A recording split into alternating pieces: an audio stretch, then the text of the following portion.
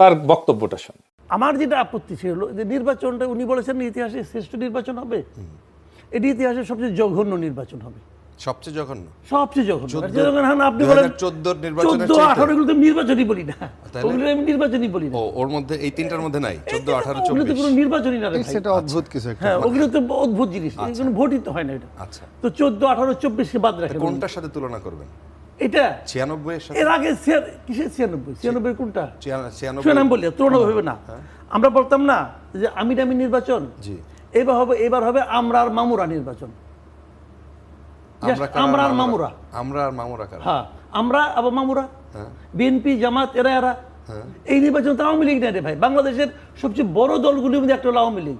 আপনি আওয়ামী লীগে বাদ দিয়া ওটা যেটা করবেন ওটার নাম নির্বাচন, বলে আমরা আর মামুরা ভাগাভাগি। এমন দুইটা দল আজকে এবার আপনার প্রধান প্রতিদ্বন্দ্বী, যে দুইটা দল দীর্ঘদিন একসঙ্গে ছিল, দীর্ঘদিন একসঙ্গে ক্ষমতায় গেছে, একসঙ্গে রাজনীতি করছে, একসঙ্গে বিরোধী দলে ছিল না? ছিল তো। তাহলে এদের মধ্যে আবার নির্বাচন কিসের?